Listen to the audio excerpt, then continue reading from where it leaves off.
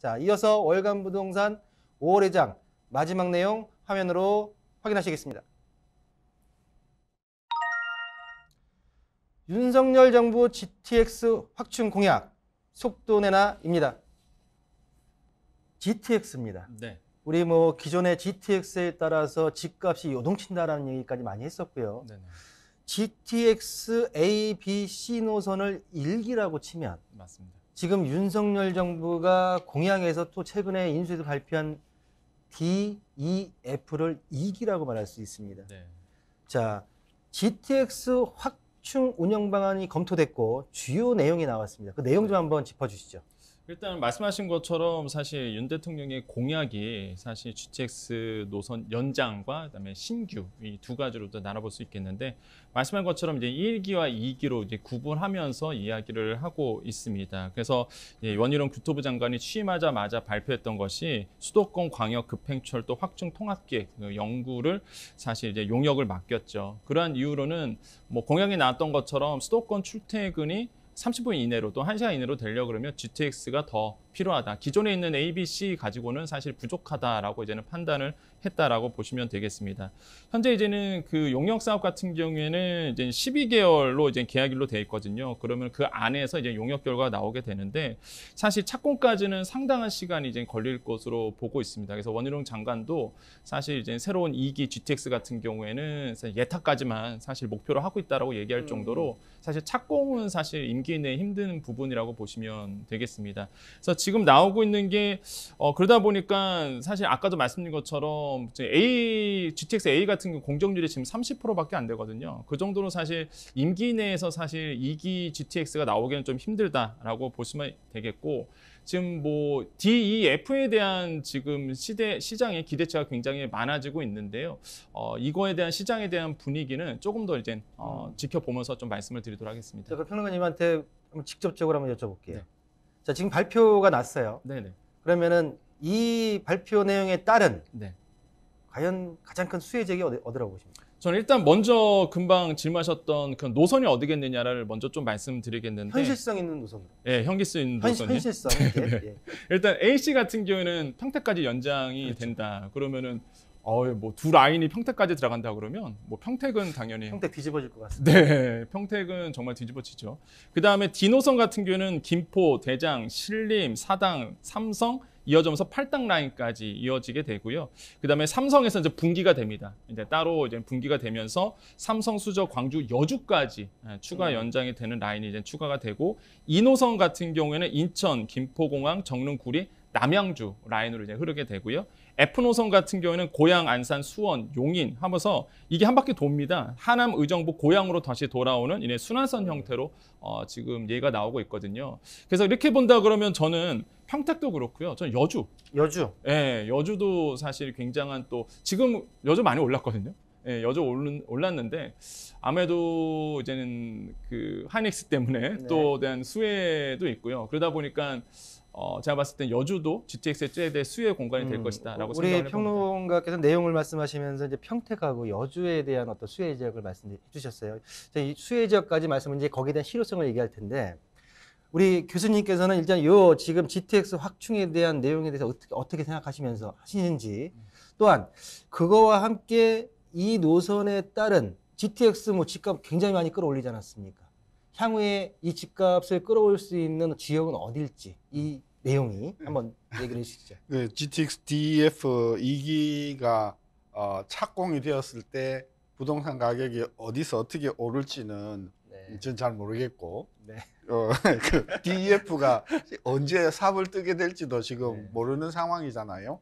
근데 한 가지 확실한 건 뭐냐면 문재인 정부 때 이 도로 인프라에 대해서 투자를 너무 안 해왔었어요. 계속 정치인들이 선거철만 되면 해왔던 거거든요. 그러니까 이번에도 사실은 엄밀하게 이야기하다 보면 사실은 여야권 간에 선거를 앞두고 이렇게 경쟁적으로 이 DEF에 대한 이야기를 많이 했던 그런 부분이 있어서 그런 어떤 정치적인 어떤 부분이 많다는 걸 우리가 국민들이 좀 알고 이게 되면 부동산 땅값이 오를 것이다 이렇게 좀 접근하지 말고 지금 우리가 인프라가 어디가 그동안 필요한가 이 부분으로 좀 저는 생각을 했으면 좋겠고 저 F선 중에서 저는 이게 순환선은 진짜 필요한 것 같아요. 무엇보다 저는 순환선이 저는 더 필요하다고 생각하거든요. 그 순환선 같은 경우에는 대통령 선거 때마다 나오는 얘기입니다.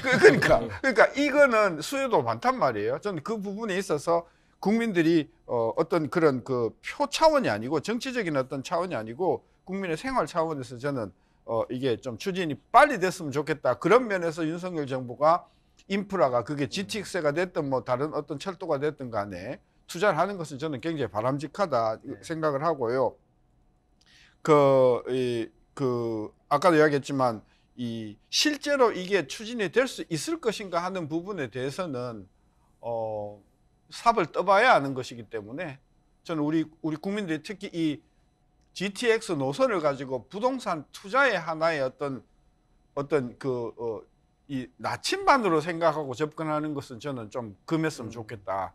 저는 그런 차원에서 꼭 필요한 노선이면 여야가 서둘러 우리 빨리 착공을 하도록 하는 것이 좋겠다. 그래서 DEF선 중에서도 우리 국민들이 빨리 추진하는 게 좋겠다고 생각하면 여야가 합의해서 저는 빨리 들어가는 것도 저는 가능하다고 보기 때문에 이거를 뭐 예타만 끝낼 생각을 하고 있다라고 하는 그런 우리 원 장관의 생각도 저는 바꿀 여지가 있다고 봐요.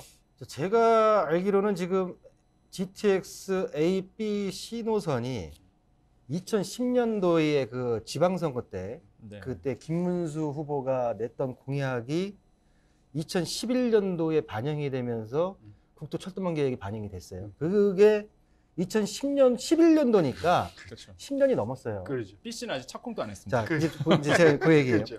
자, A는 현재 지금 착공이 2018년도 12월 달인가 들어가서 현재 지금 아까 우리 평론가가 얘기했던 게 30% 얘기했는데 정확하게 26%예요, 지금. 26%. 26% 공정률을 보이고 있단 말이죠. 그러면은 빠르면은 뭐 지금 발표한 걸로는 24년도 뭐 중간에 역사까지 다 맞는다면 27년도까지 얘기를 하고 있는데 아직 B씨는 지금 들어가지도 못했어요. 그러니까 일각에서는 DEF에 대한 게 D 같은 경우에는 그 대통령 선거 전에 김부선이라고 해가지고 굉장히 말도 많지 않았습니까? 이거 공약성 남발 아니냐. 그러니까요. 그런 게 좀 얘기가 나오는데 제가 여쭤보고 싶은 거는 어차피 실생활에 있어서 DF 노선 같은 경우에는 모든 노선들이 정차역이 생겼을 때 순환으로 돌릴 수 있는 건 가장 늦게 생기겠죠. 그러면 아직 BC도 못 들어간 상태에서 DEF에 대해서 희망 고문을 하는 게 아니냐라는 얘기까지 나오는데 이 실효성 어떻게 보십니까? 그러니까요. 이게 아까 제 계속해서 이야기하는 게 GTX는 상당히 정치적으로 시작을 했고 정치적으로 시작을 하다 보니까 당에 따라서 이게 추진이 굉장히 늦어졌잖아요. 네. 그리고 또 문재인 정부는 지난 5년 동안 인프라 하면 건설업자들만 배를 불린다 해가지고 굉장히 부정적으로 봤잖아요. 그렇기 때문에 이게 좀 늦어진 부분이 있다. 저는 그래서 빨리 시작하는 건 좋은데 이걸 정치적으로 접근하면 앞으로 언제 해결될지 모르는 거라서 이 GTX 문제를 정치적으로 접근하지 마시고 국민의 실익 차원에서 했으면 좋겠고 그렇죠. 또 하나 제가 강조하고 싶은 거는 아니 지금 지하철 타보셨어요? 저는 요즘 지하철 주로 많이 타용하는데 진짜 출퇴근 시간에 정말 살인적으로 이게 막 사람이 진짜 숨을 못 쉴 정도로 혼잡하거든요. 그 문제는 왜 해결을 안 해주시는 거예요?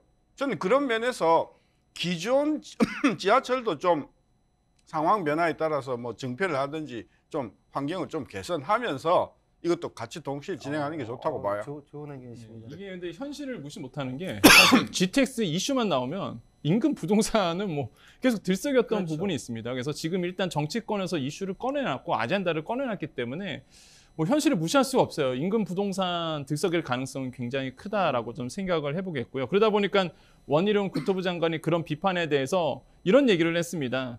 이런 부분에 대해서 그러니까 집값이 뛰는 부분에 대해서 인근 부동산이 다시 한번 관심을 받고 부동산이 출렁일 거에 대해서 얼마만큼 시달릴지는 각오를 하고 있다. 이런 얘기를 했거든요. 그러니까 그렇죠. 이제 뭐 부정할 수 없는 현실이다 보니까 이런 부분에서는 비판은 각오하겠다. 그러면서 이제 도시공학적으로 접근할 수밖에 없다. 이런 이야기를 하고 있습니다. 그래서 제가 봤을 때는요. 이미 정치권에서 아젠다를 꺼내놨고 DEF, 2기 GTX 얘기를 했기 때문에 당분간은 주소 담지 못하죠. 예, 당분간은 이쪽 지역은요 계속적으로 뭐 소문이 나고 거기서 계속적으로 이야기들이 나올 수밖에 없는 부분이다라고 이제는 간주를 해보겠습니다. 그리고 또 한 가지 의미가 있는 게 이번에 그 GTX 발표하면서 이제 재원 마련이 항상 문제였거든요. 그쵸, 재원이죠. 그 재원 마련을 이제는 수익 모델을 발굴하겠다 이런 얘기를 했죠. 그래서 역사라든지 도심 모빌리티라든지 이런 쪽에서 상업적인 근거도 그러니까 상업지구를 많이 세워서 이거에 대한 수익을 이제 GTX 청사에 이제 투자하는 이런 방안도 했기 때문에 제가 봤을 때는 뭐 정말로 임기 내에는 착공을 힘들고 당연히 시기상 하지만은 인근 부동산의 집값은 들썩일 수밖에 없는 현실은 피할 수 없게 됐다라고 생각을 해봅니다. 그렇죠. 자, 교수님. 기존에 지금 A, B, C 노선의 그 대표 지역들이 있어요. 보게 되면 이제 그 A 노선의 끝쪽인 동탄, 그리고 의왕, 그리고 안양 동안구 등등 해가지고 굉장히 이제 GTX 호재로 인해서 가격대가 굉장히 급등을 했습니다. 최근에 뭐 그게 대표적인 사례, 거래 사례인지는 정확하게 파악이 안 되지만은 뭐 언론 기사를 보게 되면 1, 2억씩 빠졌다, 뭐 많이 빠졌다는 얘기 나오는데 과연 GTX 부동산의 영향 지속적으로 지금 온탕과 냉탕을 왔다 갔다 하고 있는데 어떻게 보십니까? 일단 첫째는 대한민국 경제가 저성장 시대로 접어들었잖아요. 네. 둘째는 인구가 이제 감소하기로 본격적으로 이제 했지 않습니까? 그 다음에 서울 지역과 지방의 어떤 그 양극화 때문에 서울 지역은 정말 견디기 어려울 정도로 집값이 비싸고 이런 상황에서 전 GTX가 과거와 같이 그런 인프라 사업이 부동산 가격을 국지적으로는 몰라도 전반적으로 끌어올리는 그런 어떤 시대는 저는 지나갔다. 그리고 또 금리가 높아지기 때문에 그런 차원에서 GTX가 됐든 뭐 KTX가 됐든 뭐든지 간에 사업을 국가의 어떤 장기적인 발전 관점에서 꼭 필요한 그런 사업들이면 부동산 가격이 뛰든 말든 상관없이 추진해야 되는 것이고요. 근데 여태껏 이 이제 GTX 사업을 이렇게 바라보면서 전부 다 이게 정치인들이 이걸 가지고 좀 심하게 이야기하면 장난을 쳤던 거거든요. 그러니까 지금은 그런 면에서 우리가 자꾸 그런 정치적인 어떤 그리고 투기와 관련된 그런 시각으로 볼 것이 아니고 이걸 국토의 어떤 균형적인 발전 차원에서 꼭 필요한 사업이 뭔가 이걸 보는 시각이 필요하고 윤석열 정부는 다른 것 무엇보다도 지역의 균형 발전을 굉장히 강조해 왔거든요. 네. 그래서 앞으로 그런 그 지역의 균형 발전 차원에서 이 GTX를 다뤄줘야지 서울만 그냥 GTX를 그냥 잔뜩 짓는다고 하면 다른 지역의 저는 발전도 전 정체가 될 수 있다고 봐서 좀 전국적인 차원에서 국토 균형 발전 차원에서 이 GTX를 접근해야지 자꾸 정치적으로 접근하는 것은 아무에게도 보탬이 되지 않는다. 그렇죠. 특히 우리 국민들이 야 이거 한 건 되겠네. 동탄 앞으로 미래가 있어. 이런 접근은 이제 좀 지양을 하고 전반적으로 이제 그간 어떻게 보면은 부동산, 특히 아파트 시장이 계급화가 됐습니다. 네, 신분화가 됐고요. 맞습니다. 굉장히 마음이 아프죠. 네, 네. 그런 어떤 시장을 봤을 때 그런 시장을 같이 겪어오면서 현재 지금 현 정부가 취임한 지가 이제 한 달 남짓 진행하고 있습니다. 어떤 당부나 아니면은 이것만큼 꼭 이렇게 해줬으면 좋겠다. GTX든 여러 어떤 부동산 관련했을 때 우리 평론가님부터 한번 부탁드리겠습니다. 그러니까 지금 GTX 이슈가 왜 나오냐면 물론 정치적인 이슈도 있겠고 무엇보다 이제 서울 집중화 현상을 분산시키기 위해서 나온 게 사실 GTX. 그러다 보니까 사실 수도권 또 집중화가 생겨요. 근데 제가 지방분들을 많이 만나보면 이거 뭐 정말로 서울 아니면 이제 수도권만 이렇게 국가 발전이 이루어지고 있다라는 이제 볼멘 목소리가 나오거든요. 그러다 보니까 교수님 말씀하신 것처럼 진짜 뭐 대구도 마찬가지고요, 뭐 광주도 마찬가지고 사실 이게 집값에 대해서 하락 여러분이 계속적인 지방에서 나오고 있습니다. 이런 부분에서 자산 가치가 떨어지는 부분, 이런 부분에 대해서도 좀 국가 발전에서 교통망을 빨리 좀 편리하게 해주는 부분이 국가 중앙 정부에서 마련해야 될 길이 아닌가 좀 생각을 해보겠습니다.